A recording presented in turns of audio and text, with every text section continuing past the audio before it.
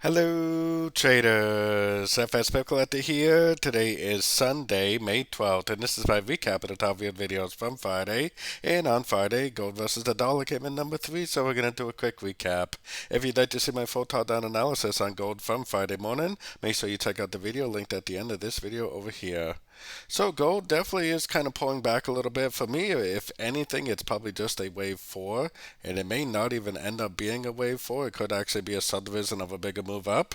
And the trend is definitely still up for me on the much higher time frames. I have been saying that I do expect this to be an A, a B, so if it does make another push up, continue to respect the Fibonacci level, make a push down.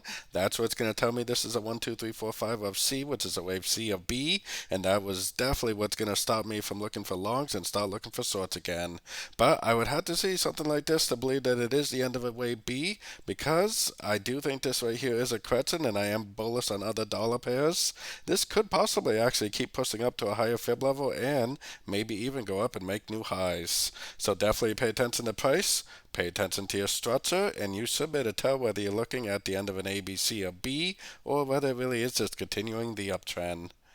So don't forget to join my free Discord channel, which is linked over here in the corner. And don't forget to check out my membership program that gives you access to all my daily live trading sessions. And it gives you access to all my swing trade setups that I share with the group at the time of entry by signing up at my website, fxpipcollector.com.